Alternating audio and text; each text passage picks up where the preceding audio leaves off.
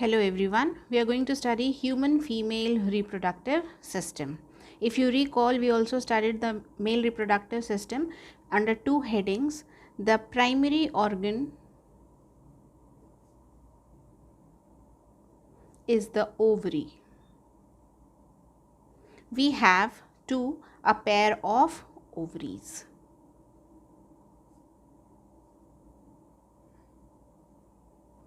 And the secondary structures are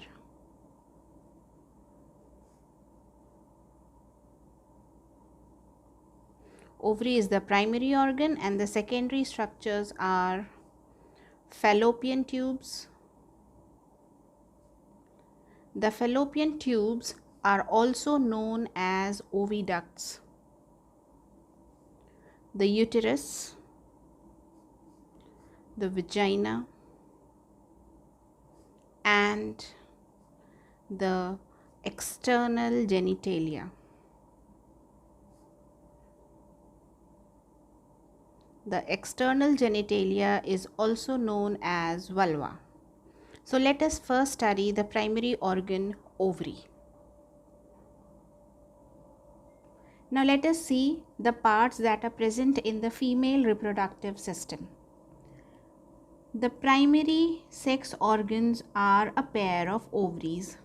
The ovaries are almond shaped and are almost 8 cm in length, 5 cm almost in thickness. These are 2 in number. These are almond shaped structures, and the main function of ovary is to produce the egg or the ovum, which is the female gamete.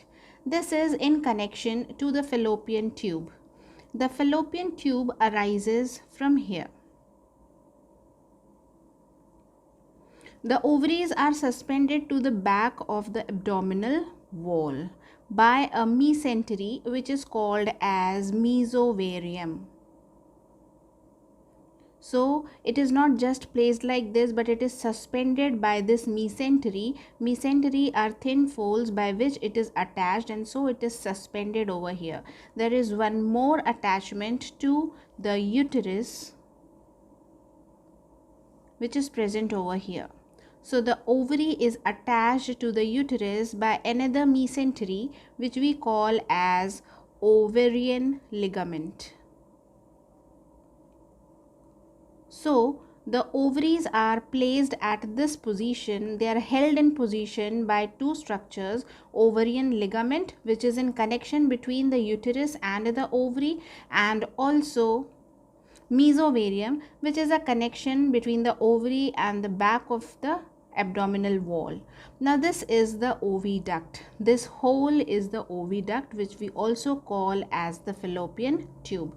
Now the front portion you see is bit wide and the portion over here is narrow. This wide portion is known as infundibulum, or we can call it as ampulla. Ampulla has further infundibulum.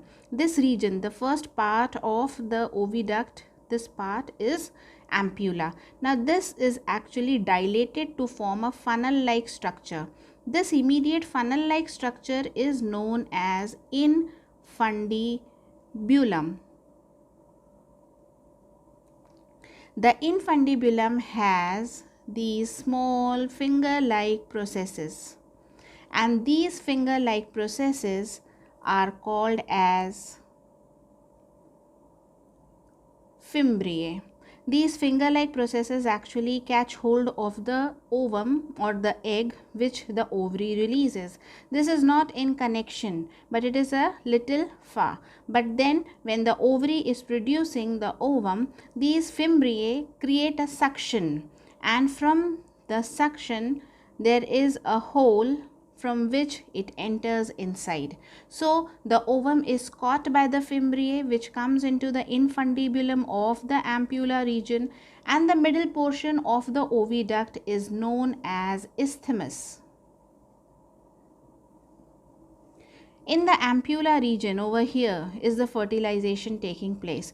So this portion is isthmus. The isthmus leads to the uterus. This is the uterus. Now, uterus is a pear-shaped structure that is present. What I have drawn over here is similarly present over here.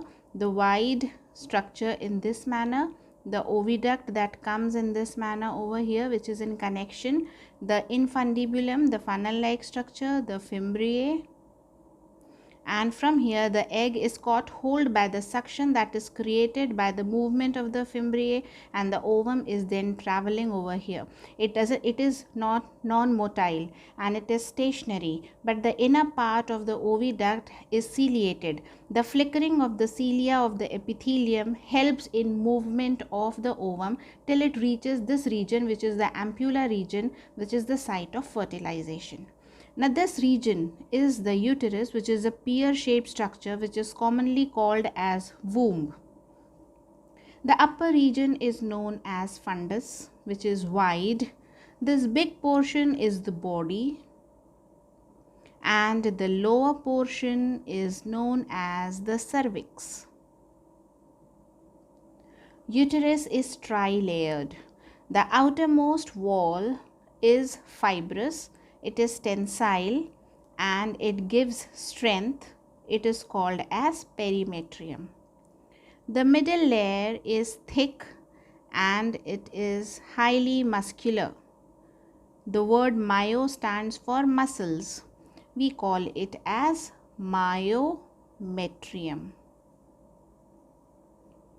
While the innermost layer, highly developed layer, is vascular, made up of thick blood vessels, and is known as endometrium.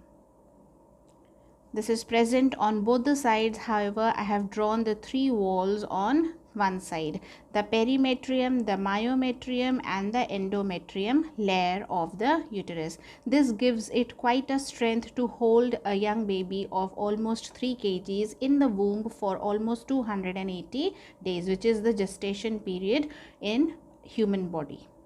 Now, this is the cervix, which leads to the lower portion called as vagina.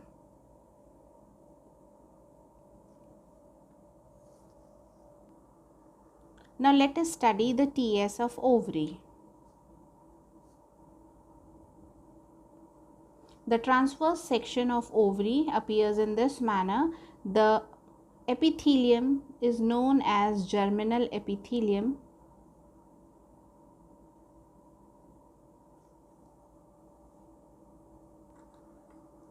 This ovary is filled with the ground tissue, which we call as stroma.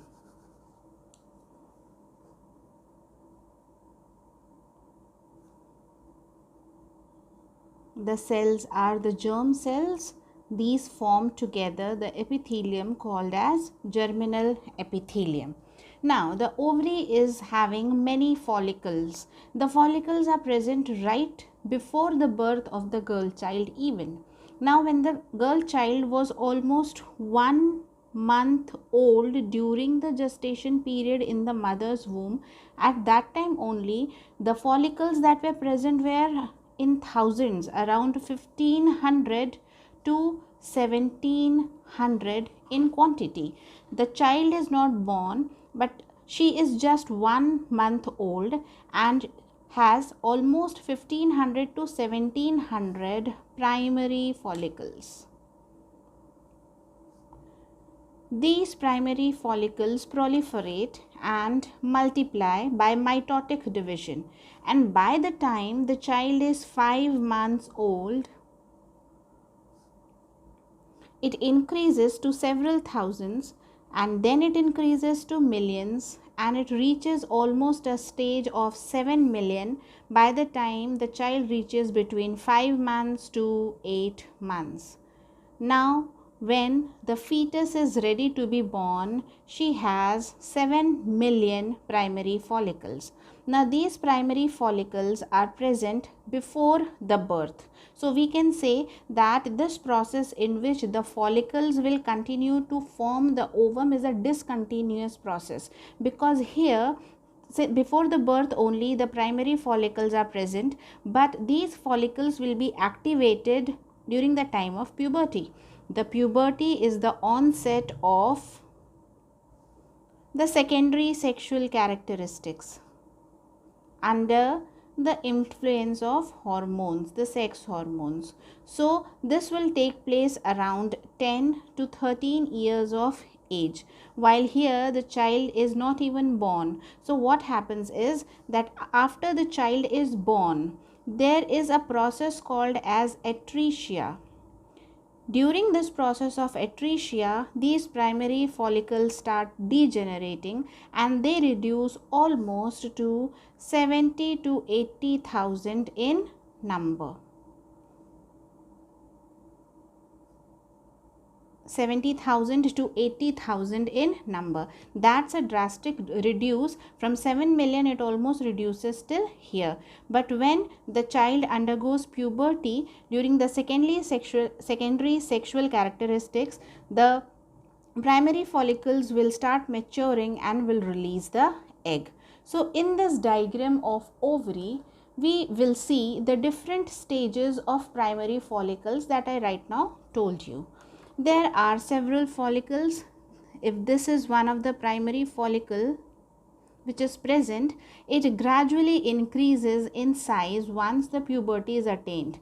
These are present right from the birth, as I told you, but they will keep on increasing under the influence of the hormone. Now this is the first stage. I am telling we are dealing with one primary follicle only. This follicle only will mature to form this stage, and finally it will reach a stage which is the largest, and this stage is known as the Graafian follicle.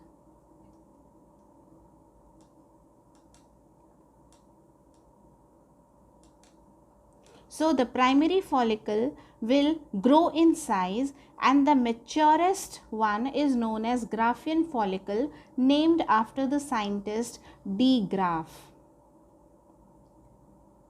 So it is known as Graafian follicle. Now this Graafian follicle has the secondary oocyte within. This secondary oocyte will only form the ovum or the egg. So what will happen? Under the influence of the hormones, the Graafian follicle will burst open and it will allow the secondary oocyte to come outside.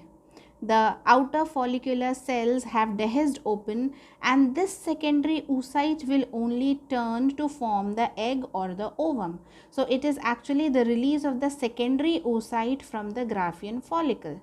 This process of release of the secondary oocyte or ovum from the Graafian follicle is known as ovulation. Ovulation we'll study in detail when I deal with menstrual cycle. This occurs on the 14th day of the cyclic process of 28 days or 30 days. An ideal menstrual cycle consists of 28 days, and the exact middle of the 28 days is 14th day. On the 14th day, the ovulation takes place. So the Graafian follicle will release the secondary oocyte. This secondary oocyte is the ovum, and the Graafian follicle is now just a remnant. This remnant is known as the corpus luteum. This becomes a yellow structure and is a temporary endocrine gland. This functions as an endocrine gland, and this will release a hormone known as progesterone.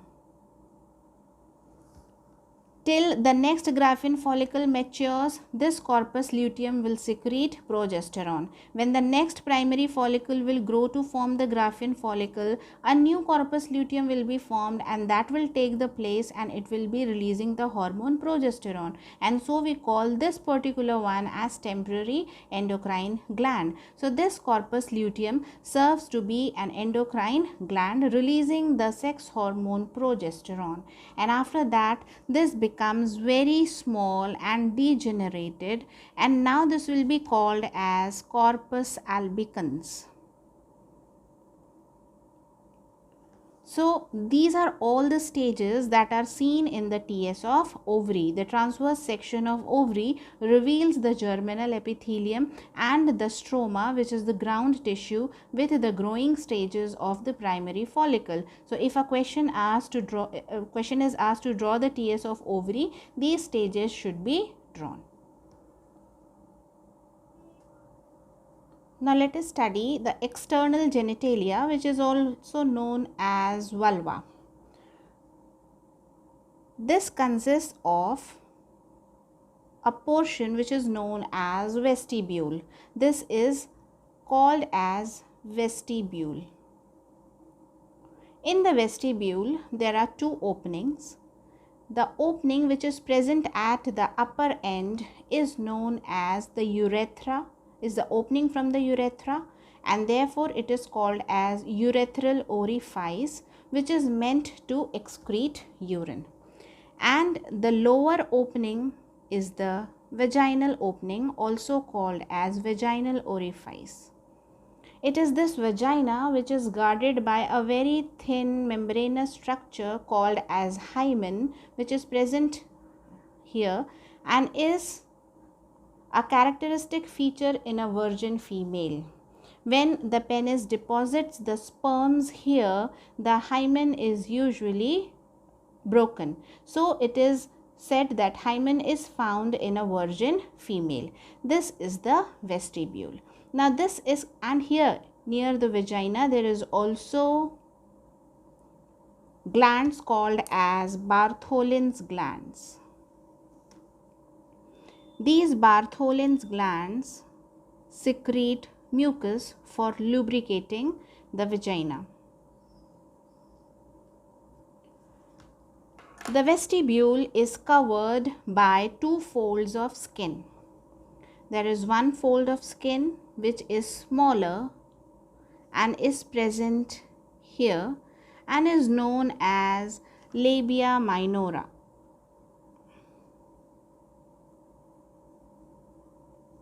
This fold of skin becomes a bit loose over here at the top, and this region is known as prepuce.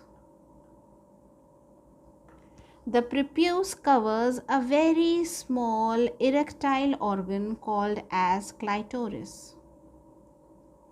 The clitoris is homologous to male. Let us write over here what are homologous.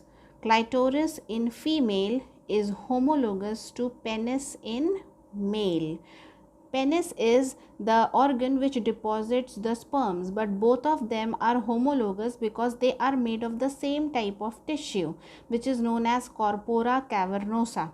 Since they are made up of corpora cavernosa,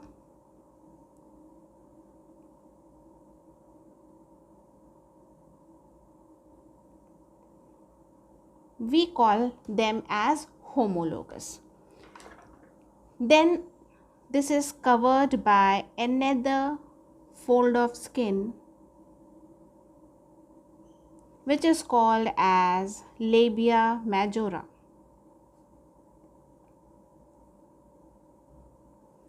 Labia majora covers it and is also having a lot of fatty tissue over here, and the part which is above it is called as mons pubis, which bears pubic hair above it.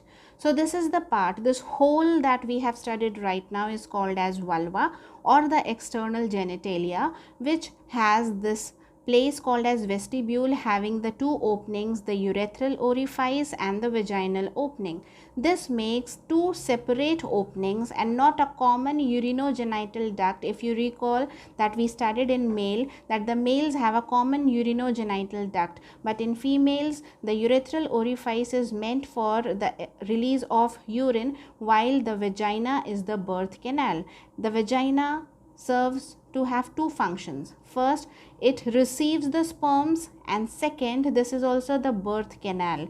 The young one is expelled out from the vagina itself, and so this is known as the birth canal. So these are two separate openings. So in females, in human females, there is no urinogenital system. There are two separate openings for urine as well as and a separate opening for the young one to be removed from the body. This process of removal of the young one out of the vagina is known as parturition.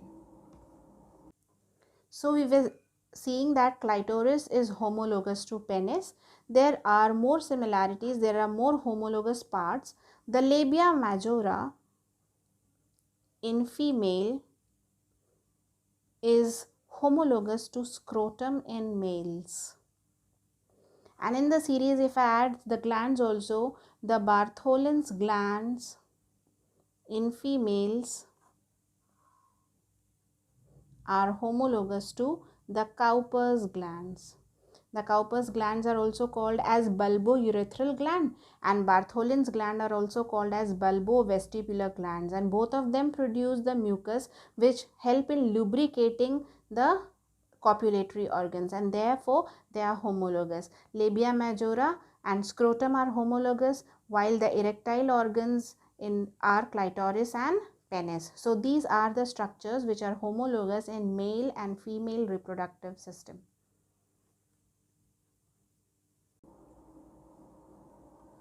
So these were all the parts of the female reproductive system, the structure and their functions. In my next video, I am going to deal with the structure of the male and the female gamete. If there is any doubt, you may ask me in the comment section, and please refer the questions that are given in the description box for the upcoming board exams. Thank you.